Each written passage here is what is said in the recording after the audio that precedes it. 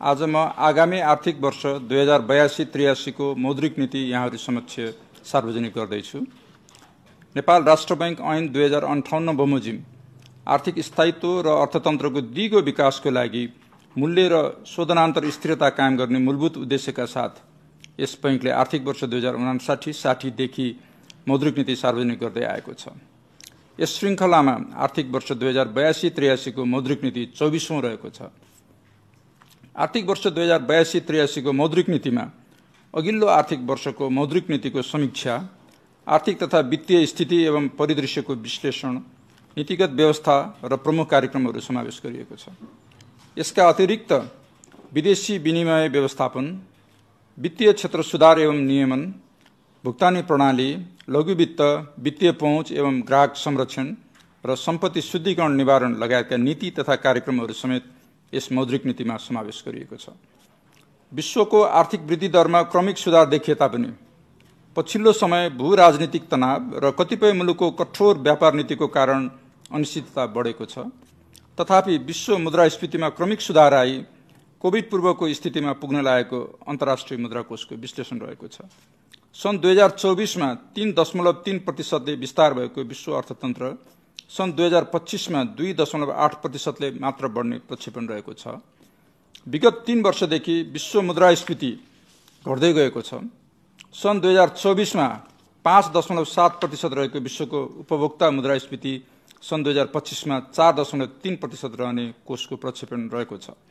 आर्थिक वृद्धि दर र मुद्रास्फीति दुवै न्यून रहेका विश्वका अधिकांश मुलुकहरूका केन्द्रीय बैंकहरूले आर्थिक विस्तारलाई सहयोग गर्न लचिलो मौद्रिक नीति अवलम्बन गर्न थालेका छन्। अर्थतन्त्र क्रमशः लयमा फर्कन थालेको छ। मुद्रास्फीति वाञ्छित सीमाभित्र रहेको छ। विप्रेषण आप्रवाह, विदेशी पर्यटक आगमन र निर्यातको बढोत्तरीले विदेशी विनिमय सञ्चिति बढेको छ। विगत 2 वर्षदेखि सङ्कुचनमा रहेका आर्थिक क्षेत्रहरू समेत विस्तार भए आर्थिक वृद्धि दर अघिल्लो वर्षको तुलनामा सुधार भएको छ। बैंकिङ क्षेत्रमा तरलता पर्याप्त रहेको कारण निक्षेप र कर्जाको भारित औसत ब्याज दरहरू घट्दो क्रममा रहेका छन्। औसत मुद्रास्फीतिभन्दा निक्षेपको औसत ब्याज दर उच्च रहेको छ। बढ्दो तरलता र घट्दो ब्याज दरको लाभ अर्थतन्त्रले लिन सक्ने स्थितिमा रहेको छ। वित्तीय क्षेत्रमा स्थायित्व कायम रहेको छ। तथापि बैंक तथा वित्तीय संस्थाहरूको निष्क्रिय कर्जा अनुपात तथा गैर बैंकिङ सम्पत्ति र कालो सूचीमा पर्नेहरूको संख्या बढ्दै गएकोले सजग रहनुपर्ने स्थिति छ। वित्तीय सेवामा नागरिकको गुणस्तरीय पहुँच अभिवृद्धि गर्न, साधनलाई पुँजी निर्माणमा प्रोत्साहित गर्न र वित्तीय प्रणाली स्वस्थ र सबल बनाउन नीतिगत, संरचनात्मक र कार्यगत सुधार आवश्यक देखिएको छ। यसका लागि तथ्य र संवादमा आधारित नीति निर्माण, अन्तर्राष्ट्रिय असल अभ्यास अनुरूपको विवेकशील नियमन, प्रभावकारी सुपरिवेक्षण र ग्राहक मैत्री बैंकिङ प्रणालीको विकासमा जोड दिनु आवश्यक छ। त्यसैगरी बैंक तथा वित्तीय संस्थाहरूबाट प्रभाव हुने सेवालाई क्रमिक रूपमा विशिष्टीकृत गर्दै बैंक तथा वित्तीय संस्थाहरूको वर्गीकरण र कार्यदायरामा पुनरावलोकन गर्न आवश्यक देखिएको छ। उपर्युक्त पृष्ठभूमिमा मौद्रिक नीति तर्जुमा गर्दा अन्तर्राष्ट्रिय, राष्ट्रिय आर्थिक तथा वित्तीय स्थिति एवं परिदृश्य र यस बैंकको चौथो रणनीतिक योजनालाई आधार बनाइएको छ। नेपाल सरकारको आर्थिक वर्ष 2082-83 को बजेट र 16औं योजनालाई समेत ध्यानमा राखिएको छ। त्यसैगरी नेपाल सरकारले गठन गरेको उच्च स्तरीय आर्थिक सुधार सुझाव आयोगको प्रतिवेदन, मौद्रिक नीति सुझाव समिति, बैंकिङ क्षेत्र सुधार सुझाव कार्यदल र सरोकारवालाहरूबाट प्राप्त राय सुझाव समेतलाई मध्यनजर गरी आर्थिक वर्ष 2082-83 को मौद्रिक नीति तर्जुमा गरिएको छ। आर्थिक वर्ष 2081-82 को मौद्रिक नीतिको कार्यान्वयन स्थिति। आर्थिक वर्ष 2081-82 को पहिलो 11 महिनासम्मको देशको वर्तमान आर्थिक तथा वित्तीय स्थिति प्रकाशन भइसकेको छ। प्रमुख परिसूचकहरू मात्र उल्लेख गर्न चाहन्छु। आर्थिक वर्ष 2081-82 को पहिलो 11 महिनासम्म मुद्रास्फीतिको लक्ष्य 5% को हाराहारीमा राख्ने रहेकोमा 4.24% रहेको छ। मौद्रिक नीतिले कम्तीमा 7 महिनाको वस्तु तथा सेवा आयात धान्न पर्याप्त हुने गरी विदेशी विनिमय सञ्चिति कायम राख्ने लक्ष्य लिएकोमा 2082 जेठ मसान्तमा कायम रहेको सञ्चिति 14.7 महिनाको वस्तु तथा सेवा आयात धान्न पर्याप्त रहेको छ। 2082 जेठ मसान्तसम्ममा भारित औसत अन्तर्ब्याङ्क दर 3% कायम रहेको छ। बैंक तथा वित्तीय संस्थाहरूको भारित औसत अन्तर्ब्याङ्क दर 2082 जेठसम्ममा औसत 2.99% कायम भएको छ। त्यसैगरी ट्रेजरी बिल्सको भारित औसत ब्याज दर त्यसैको हाराहारीमा रहेको छ।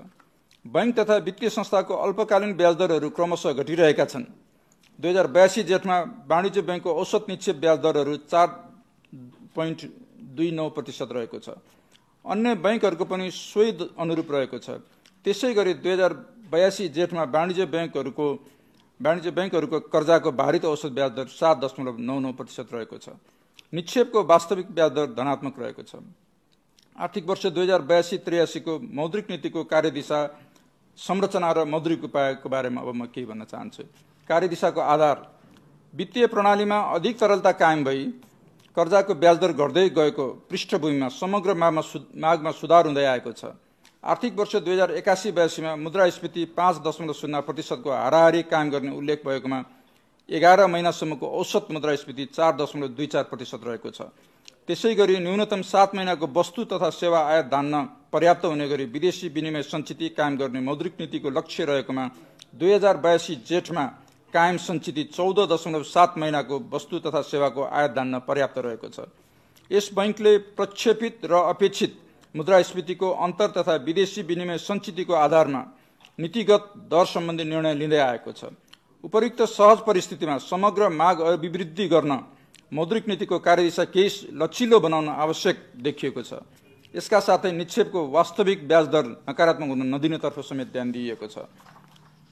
कोभिड महामारी पश्चात कुल गारस्थ उत्पादनमा कुल स्थिर पुँजी निर्माणको हिस्सा घट्दै गएको छ भने कुल स्थिर पुँजीमा निजी क्षेत्रको पुँजी निर्माणको अंश समेत न्यून हुँदै गएको छ। वित्तीय मध्यस्थता लागत र कर्जाको ब्याज दर न्यून हुँदा पनि पुँजी निर्माणमा अपेक्षित सुधार आउन नसकेको हुँदा अर्थतन्त्रका सबल अग्रपृष्ठ सम्बन्ध भएका एवं उत्पादन र पुँजी निर्माणमा प्रत्यक्ष योगदान गर्ने क्षेत्रतर्फ वित्तीय साधन परिचालनमा ध्यान दिनुपर्ने भएको छ। पर्याप्त तरलता र न्यून ब्याज दरका बावजुद कर्जा प्रवाह अपेक्षित रूपमा बढ्न नसकेकोले विवेकशील नियमन लगायतका नियामकीय व्यवस्थाहरूसँगको तादात्म्यता सहितको आर्थिक तथा मौद्रिक नीतिगत सुधारमा जोड दिनुपर्ने भएको छ। ब्याज दरहरू करिडोरको सीमाभित्र कायम राख्न ब्याज दर सम्बन्धी नीतिगत सुधारमा ध्यान दिनुपर्ने भएको छ। मौद्रिक नीतिको कार्यदिशा यस प्रकारको छ। सहज मुद्रास्फीति, सुविधाजनक विदेशी विनिमय सञ्चितिको स्थिति र परिदृश्यलाई मध्यनजर गर्दै अर्थतन्त्रलाई गतिशील बनाउन मौद्रिक नीतिको कार्यदिशा सजगतापूर्वक लचिलो बनाइएको छ। यसबाट निजी क्षेत्रको पुँजी निर्माण र सरकारको आन्तरिक ऋण परिचालनको लागतमा समेत कमी आई आर्थिक गतिविधि अभिवृद्धि सहज हुने अपेक्षा गरिएको छ। विगत वित्तीय स्थायित्व कायम गर्दै कर्जाको पहुँच र गुणस्तर अभिवृद्धि तथा कर्जा अधिकेन्द्रीकरण कम गर्न मौद्रिक उपाय र विवेकशील नियमन लगायतका नियामकीय व्यवस्थाहरूमा तादात्म्यता कायम गरिएको छ। खुला बजार कारोबार एवं ब्याज दर करिडोरलाई थप सुदृढ बनाई मौद्रिक प्रसार संयन्त्रलाई प्रभावकारी बनाइएको छ। आर्थिक वर्ष 2082-83 मा 5.0% को हाराहारीमा मुद्रास्फीति र कम्तीमा 7 महिनाको वस्तु तथा सेवा आयात धान्न पर्याप्त विदेशी विनिमय सञ्चिति कायम गर्दै नेपाल सरकारको बजेट वक्तव्यमा उल्लेख भयो बमोजिम 6.0% को आर्थिक वृद्धि हासिल गर्न मौद्रिक तरलता र विदेशी विनिमय व्यवस्थापन गरिनेछ। आर्थिक वर्ष 2082-83 को लागि विस्तृत मुद्रा प्रदायको वृद्धि दर 13% र निजी क्षेत्रतर्फ जाने कर्जा वृद्धि दर 12% सम्म रहने प्रक्षेपण गरिएको छ। नेपाली रुपैयाँको भारतीय रुपैयाँसँगको स्थिर विनिमय दरलाई मौद्रिक नीतिको अंकुशको रूपमा लिँदै आएकोमा यसलाई अन्तरिम लक्ष्यको रूपमा यथावत राखिएको छ। बैंक तथा वित्तीय संस्थाको भारित औसत अन्तर्बैङ्क दरलाई मौद्रिक नीतिको सञ्चालन लक्ष्यको रूपमा यथावत राख्दै स्वचालित र नियममा आधारित खुला बजार कारोबार सञ्चालनलाई निरन्तरता दिइएको छ। बैंक तथा वित्तीय संस्थाको भारित औसत अन्तर्बैङ्क दरलाई नीतिगत दरको हाराहारीमा कायम हुने गरी खुला बजार कारोबार सञ्चालन गरिनेछ। अब म मौद्रिक उपकरणहरूको बारेमा केही कुरा राख्न चाहन्छु। ब्याज दर करिडोरको माथिल्लो सीमाको रूपमा रहेको बैंक दरलाई 6.5% बाट घटाई 6% र ब्याज दर करिडोरको तल्लो सीमाको रूपमा रहेको निक्षेप सङ्कलन दरलाई 3.0% बाट घटाई 2.75% निर्धारण गरिएको छ। नीतिगत दरलाई 5.0% बाट घटाई 4.5% कायम गरिएको छ। बैंक दरमा स्थायी तरलता सुविधा प्रदान हुने विद्यमान व्यवस्थालाई निरन्तरता दिइएको छ। अनिवार्य नगद अनुपात र वैधानिक तरलता अनुपात सम्बन्धी विद्यमान व्यवस्थालाई निरन्तरता दिइएको छ। बैंकिङ प्रणालीमा रहने संरचनागत प्रकृतिको तरलता व्यवस्थापनलाई प्रभावकारी बनाउन आवश्यकता अनुसार नेपाल राष्ट्र बैंक ऋणपत्र निष्कासन गरिनेछ। बैंक तथा वित्तीय संस्थाहरूबीच गरिने अन्तर्बैङ्क कारोबारलाई थप व्यवस्थित र पारदर्शी बनाई यथार्थ समयको कारोबार यस बैंकले प्रत्यक्ष अनुगमन गर्न सकिने गरी प्रणालीगत सुधार गरिनेछ। आगामी आर्थिक वर्ष 2082-83 को वित्तीय क्षेत्र र विदेशी विनिमय सम्बन्धी नीति यस प्रकार छ। अर्थतन्त्र क्रमिक रूपमा लयमा फर्कन थाले पनि बैंक तथा वित्तीय संस्थामा निष्क्रिय कर्जा र गैर बैंकिङ सम्पत्ति बढेको छ। यसबाट पुँजीकोषमा दबाव पर्न गई कर्जा लगानी क्षमता समेत प्रभावित भएको छ। ऋणीहरू कालो सूचीमा पर्ने क्रम बढ्दै गएको छ। तसर्थ बैंक तथा वित्तीय संस्थाको कर्जा लगानी क्षमता बढाउने, कर्जा व्यवस्थापनलाई सहज बनाउने र पुँजीको सुदृढ बनाई वित्तीय स्थायित्व कायम गर्ने कार्य प्राथमिकतामा रहेको छ। साथै सम्पत्ति व्यवस्थापन कम्पनी स्थापनामा प्राथमिकता दिई बैंक तथा वित्तीय संस्थाहरूको निष्क्रिय कर्जा र गैर बैंकिङ सम्पत्ति व्यवस्थापनमा ध्यान दिनु आवश्यक छ। बैंकिङ प्रणालीमा रहेको अधिक तरलता र न्यून ब्याज दरबाट अर्थतन्त्रले लाभ लिन सक्ने अवस्था छ। यसको लागि बैंक तथा वित्तीय संस्थाहरूले कर्जा प्रवाह गर्दा स्वनियमनमा रही ऋणीको परियोजना, ज्ञान, सिप र क्षमताको विश्लेषणलाई उच्च प्राथमिकता दिनु आवश्यक छ। वित्तीय स्थायित्वको लागि अन्तर्राष्ट्रिय मापदण्डमा आधारित नियमनका व्यवस्थालाई लागू गर्दै क्रमशः अतिरिक्त नियमनहरू खुकुलो बनाउने र जोखिममा आधारित अनुगमन सुपरिवेक्षणलाई उच्च प्राथमिकतामा राखी कर्जा सम्बन्धी निर्णयमा बैंक तथा वित्तीय संस्थालाई थप जिम्मेवार बनाउनु आवश्यक छ। प्रविधिको तीव्र विकास र उपयोगसँगै वित्तीय प्रणाली नयाँ चरणमा प्रवेश गरेको छ। आधुनिक प्रविधिको विकासलाई आत्मसात गर्दै वित्तीय क्षेत्रमा नयाँ सिप, क्षमता र अवसरको सदुपयोग गर्नुपर्ने हुन्छ। यसका लागि संस्थागत विविधता कायम गरी वित्तीय साधन पहुँचयोग्य र प्रतिस्पर्धी बनाउन बैंक तथा वित्तीय संस्थाहरूलाई विशिष्टीकृत सेवा प्रदान गर्न प्रोत्साहन गर्न आवश्यक छ।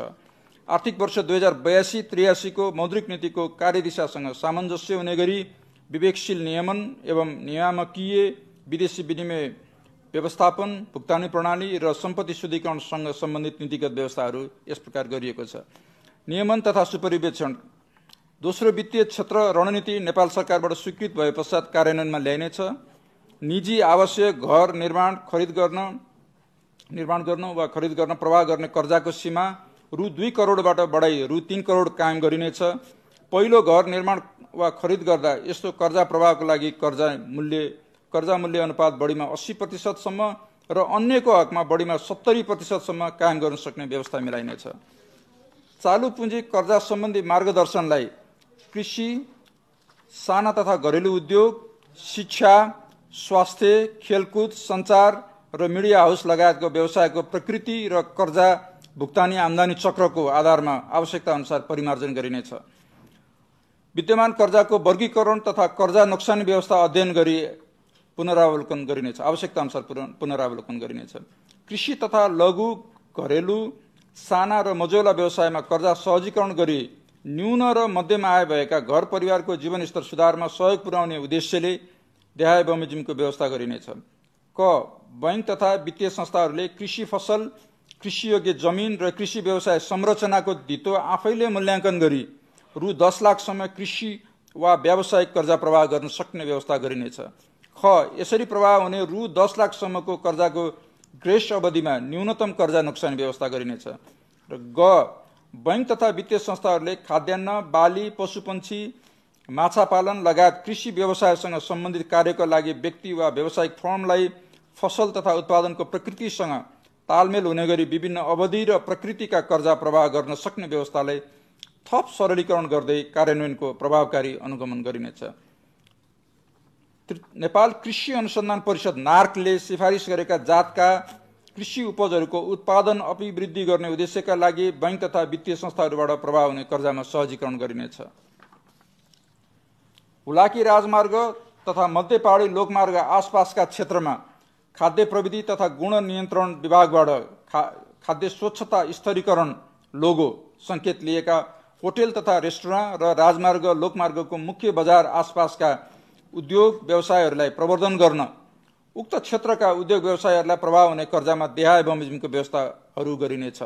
क रु 3 करोडसम्म प्रभाव भएको कर्जालाई साना तथा मझौला उद्यममा प्रभाव भएको कर्जामा समावेश गरी तोकिएको क्षेत्रमा प्रभाव हुने कर्जामा गणना गर्ने व्यवस्था मिलाइनेछ। ख यस्तो कर्जामा आधार दरमा बढीमा 2% बिन्दुसम्म मात्र प्रिमियम थप गरी कर्जा प्रभाव हुने व्यवस्था मिलाइनेछ। जाजरकोट, रुकुम लगायतका भूकम्प प्रभावित क्षेत्रमा परियोजना रहेका व्यावसायिक कर्जा तथा उक्त क्षेत्रमा बसोबास गरिरहेका व्यक्तिहरूले लिएको कर्जा पुनर्तालिकीकरण या पुनर्संरचना गर्न चाहेमा बैंक तथा वित्तीय संस्थाले ऋणीको आवश्यकता र औचित्यको आधारमा ऋणीको नगद प्रवाह तथा आम्दानी विश्लेषण गरी बुझाउनु पर्ने ब्याज रकमको कम्तीमा 10% रकम असुल उपर गरी पुनर्तालिकीकरण या पुनर्संरचना गर्न सक्ने व्यवस्था मिलाइनेछ। ऊर्जा उत्पादनका क्षेत्रमा प्रवाह गरेको कर्जाको ब्याज पुञ्जीकरण गर्ने सम्बन्धी व्यवस्थामा पुनरावलोकन गरिनेछ। बैंक तथा वित्तीय संस्थाहरूबाट शेयर धितोमा प्रवाह हुने मार्जिन प्रकृतिको कर्जाको विद्यमान एकल ग्राहक कर्जा सीमा रु 15 करोडबाट बढाई रु 25 करोड बनाइनेछ। चेक अनादरको कारण कालो सूचीमा पर्ने विद्यमान व्यवस्थामा नीतिगत सहजीकरण गरिनेछ। बैंकिङ क्षेत्रलाई थप प्रतिस्पर्धी, अनुशासित र जिम्मेवार बनाउन कर्जा, ब्याज दर र समष्टिगत नियमनमा सुधार गर्दै जोखिममा आधारित सुपरिवेक्षण प्रणालीलाई प्रभावकारी बनाइनेछ। वाणिज्य बैंकहरूको सम्पत्तिको गुणस्तरमा सुधार गर्न सम्पत्ति गुणस्तरको मूल्याङ्कन गरिनेछ। बैंक तथा वित्तीय संस्थाहरूको तरलता जोखिम न्यूनीकरण गरी स्थायित्व कायम गर्न अन्तर्राष्ट्रिय असल अभ्यास अनुसार लिक्विडिटी कभरेज रेशियो LCR र net stable funding ratio NSFR जस्ता व्यवस्थाहरूको प्रभावकारी कार्यान्वयन भए पश्चात कर्जा निक्षेप अनुपात सम्बन्धी नियामकीय व्यवस्थामा पुनरावलोकन गरिनेछ। नेपाल सरकारबाट स्वीकृति प्राप्त निकायमा दर्ता भई सञ्चालनमा रहेका जग्गा विकास तथा भवन निर्माणसँग सम्बन्धित फर्म कम्पनीलाई प्रभावित कर्जाको लागि पुनर्संरचना र पुनर्तालिकीकरण गर्नको लागि आवश्यक सहजीकरण गरिनेछ। हायर पर्चेज कर्जा दिने कम्पनीलाई स्वीकृति दिने नीतिगत एवं प्रक्रियागत व्यवस्थामा फिट एन्ड प्रोपर टेस्ट, कर्जाको ब्याजदर गणना, सेवा शुल्क लगायतका विषयहरूलाई समेटी उक्त नियामकीय व्यवस्थामा आवश्यक संशोधन गरिनेछ। नेपाल सरकारले तोकेको पूर्वाधार क्षेत्रमा लगानी गर्ने उद्देश्यले स्थापना भएका निकायले वित्तीय स्रोत जुटाउन जारी गरेका डिबेन्चरमा बैंक तथा वित्तीय संस्थाले लगानी गर्न सकिने व्यवस्था मिलाइनेछ। यस बैंकबाट इजाजत प्राप्त ख वर्गका विकास बैंक र ग वर्गका वित्त कम्पनीहरूमा विगत लामो समयदेखि बासेल 2 र 3 अनुसारका न्यूनतम पुँजी, पर्याप्तता अनुपात लगायत विभिन्न नियामकीय मापदण्डहरू कार्यान्वयनमा रहेको सन्दर्भमा ग वर्गका राष्ट्रिय स्तरका वित्त कम्पनीहरूले प्राथमिक पुँजीको 15 गुणासम्म निक्षेप परिचालन गर्न सक्ने सीमा हटाइनेछ। बैंक तथा वित्तीय संस्थाले गैर बैंकिङ सम्पत्ति सकार गरेको 2 वर्षसम्म उक्त सम्पत्ति बापत सिर्जना भएको रेगुलेटरी रिजर्भको रकमलाई पूरक पुँजीमा गणना गर्न सक्ने व्यवस्था गरिनेछ। बैंक तथा वित्तीय संस्थाहरूको पुँजी वृद्धिमा सहजीकरण गर्ने उद्देश्यले यस बैंकको स्वीकृतिमा आवश्यकता अनुसार पुँजी बढाउन सक्ने व्यवस्था गरिनेछ। सहुलियतपूर्ण कर्जाको प्रभावकारी कार्यान्वयनमा सहजीकरण गरिनेछ। औपचारिक वित्तीय प्रणालीबाट विप्रेषण आय भित्र्याउन र उत्पादनशील क्षेत्रमा लगानी गर्न प्रोत्साहित गर्ने र सार्वजनिक निकायबाट हुने सबै भुक्तानीलाई विद्युतीय प्रणालीमा आबद्ध गर्ने विषयमा आवश्यक सहजीकरण गरिनेछ। बैंक तथा वित्तीय संस्थाको निष्क्रिय कर्जा तथा गैर बैंकिङ सम्पत्ति व्यवस्थापनमा सघाउ पुर्याउने उद्देश्यले सम्पत्ति व्यवस्थापन कम्पनीको स्थापनाको लागि आवश्यक ऐन र नियमको मस्यौदा तर्जुमा गरी नेपाल सरकार समक्ष पेश गरिनेछ। समस्याग्रस्त हुने अवस्थामा पुगेका बैंक तथा वित्तीय संस्थाहरूको समस्याको पहिचान गरी सुधारात्मक कारबाही गर्ने उद्देश्यले कार्यान्वयनमा विदेशी विनिमय व्यवस्थापन सम्बन्धी विदेशी लगानी आकर्षण गर्न वाणिज्य बैंक मार्फत विदेशी विनिमय जोखिम व्यवस्थापन गर्ने व्यवस्था मिलाइनेछ। आर्थिक तथा व्यावसायिक वातावरण सुधार र लगानी अभिवृद्धिमा सहजीकरण हुने गरी नेपाल राष्ट्र बैंक विदेशी लगानी तथा विदेशी ऋण व्यवस्थापन विनियमावली संशोधन गरिनेछ। बैंक तथा वित्तीय संस्थाहरूले गर्ने नन डेलिभरेबल फरवर्डमा कायम प्राथमिक पुँजीको 20% को सीमालाई वृद्धि गरी 25% गरिनेछ। भारत बाहेक अन्य मुलुकहरूको भ्रमणमा जाने नेपाली नागरिकहरूलाई हाल प्रतिपटक अमेरिकी डलर 2500 सम्म सटै सुविधा उपलब्ध गराउने व्यवस्था रहेकोमा वृद्धि गरी अमेरिकी डलर 3000 कायम गरिनेछ। बंगलादेश र श्रीलङ्का लगायत विदेशी मुद्राको कारोबार बढ्दै गएको मुलुकहरूका मुद्रालाई परिवर्त्य विदेशी मुद्राको सूचीमा थप गर्दै लगिनेछ। भुक्तानी प्रणाली सम्बन्धी सबल र सुरक्षित भुक्तानी प्रणालीको विकास गरी विद्युतीय माध्यमबाट हुने कारोबार र वित्तीय पहुँच अभिवृद्धि गरिनेछ। भुक्तानी प्रणालीलाई थप सबल, सक्षम र सुरक्षित बनाउन यस क्षेत्रमा हुने नवीन अभ्यास तथा प्रवर्धन गर्न रेगुलेटरी स्यान्डबक्स सञ्चालनमा ल्याइनेछ। सम्पत्ति शुद्धिकरण निवारण financial action task force FATF को सघन निगरानी सूचीबाट मुक्त हुन नेपाललाई प्राप्त कार्ययोजना बमोजिमका कार्य सम्पन्न गर्न सम्बद्ध निकायहरूबीच प्रभावकारी समन्वय गरिनेछ। यस बैंकसँग सम्बन्धित राष्ट्रिय रणनीति तथा कार्ययोजनाको पूर्ण कार्यान्वयनको लागि निगरानी, अनुसन्धान र कारबाहीलाई थप सबल बनाइनेछ। एसिया प्यासिफिक समूह APG ले प्रकाशन गरेको नेपालको तेस्रो चरणको पारस्परिक मूल्याङ्कन प्रतिवेदनमा उल्लिखित नियमनकारी निकायहरूसँग सम्बन्धित प्राथमिकताका कार्यहरू प्रायोरिटी एक्सन्स र सुधारका सुझावहरू रिकमेन्डेड एक्सन्स प्राथमिकताका साथ कार्यान्वयन गरिनेछ। वित्तीय जानकारी इकाइबाट सम्बन्धित निकायमा सम्प्रेषण गर्ने फाइनेन्शियल इन्टेलिजेन्सलाई स्वचालित बनाई अनुसन्धान कार्यको प्रभावकारिता अभिवृद्धिमा सहजीकरण गरिनेछ।